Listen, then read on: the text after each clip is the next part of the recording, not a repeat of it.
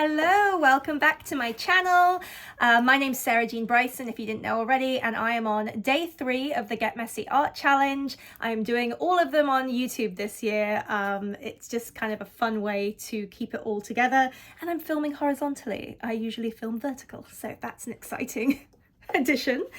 So we are on day 3. However, I am going to potentially cheat. I don't think there is any rules per se in this, but day 3 and day 4, the theme is Enchanted for May 3rd and May 4th is Blooming this year. My first thought for Enchanted was an enchanted garden. Not so much an enchanted forest, ironically. I thought enchanted garden, like the secret garden with like greenery.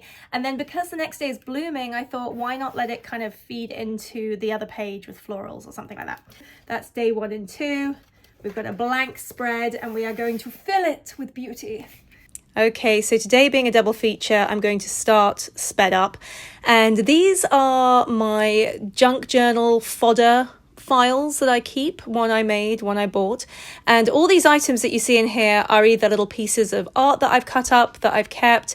Sometimes they're paper bags. I have little ephemera that I've collected over the years, stamps. This tree piece you see is actually a birthday card I got from my mom. It was actually for my daughter, but I keep all cards, especially if it has elements like that. And part of it you'll see with the little dragonflies, I do decide to keep for this painting. It took me down I didn't know what I was going to do with this. I originally was thinking I'd do like a very lush green garden.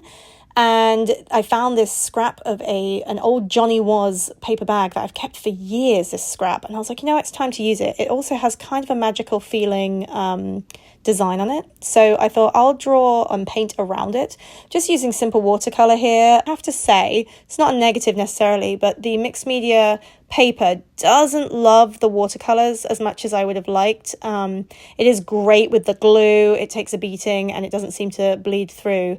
However, the watercolor does soak in. Added a little fairy door because can't have a magical enchanted garden without a fairy door in my view. And I just kept building and building as I tend to do. I specifically hadn't wanted to be an enchanted forest. However, I love weeping willows and felt like I had to incorporate one because they give magical vibes to me. Collage in general is a lot of moving things around and playing with placements. So I do kind of move this little fairy lady around several times. And then I was like, you know what, let's start on the other side. Let's try and tie the 2 pages together to an extent, but still be very much separate pieces.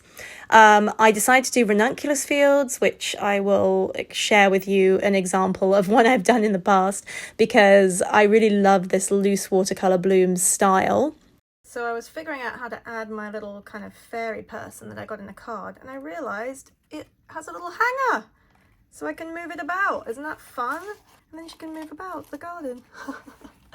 Now on this side, I found a quote I really like. I was undecided if I wanted to write it directly on top of the page. And then I saw Kaylee Gray's post yesterday and was totally inspired by the fact that she wrote on like an acetate sheet or plastic. And I'd never seen this done as a technique. I thought it was such a brilliant idea. This is one of the reasons I love the Get Messy art community, to be honest. Everything is so inspiring and you can always find something new that you didn't think to do. I did end up writing the quote out a multitude of times because I couldn't get it to work initially. I tried a Sharpie and then ended up working with the Posca pen and that seemed to work well. But you'll see I write it out several times before I get it to where I want. I'm also undecided at times if I want to do like an outline of the flowers. It's all about play, and that's what I did here. But let me read you the quote because I really love it. She sprouted love like flowers, grew a garden in her mind, and even on the darkest day from her smile the sun still shined. And that's by Erin Hansen. I had to get my metallic watercolors out and get some shimmer and shine on here. These are, again, by Art Philosophy. This is the Shimmering Lights palette. And you can't see it at first, but in the sunlight, you can see these magical pops of shiny, sparkly moments. And this is the end result. I didn't film it, but I did add on some real flowers with a little sticker and wrote the word bloom on the right-hand side.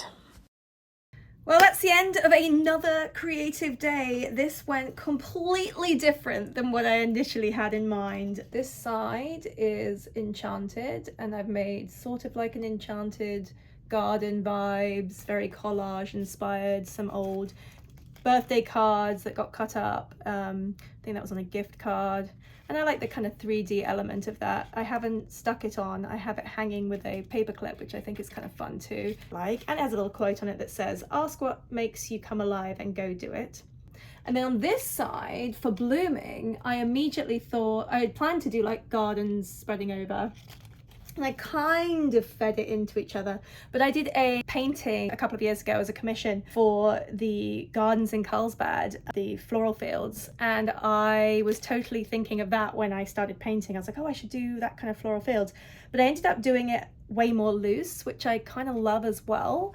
Here's some close-ups in the sunlight. You can also see, hopefully, the metallic shimmer a little better in the sunlight. Kind of looks where the fairies have gone. That was with the Art Philosophy metallic watercolors for that. And I did add in some real flowers as well at the very end. Enchanted and blooming. Hope you like it. Feel free to comment, like, share, and subscribe to my channel so you can see this month's messiness come together. See you tomorrow.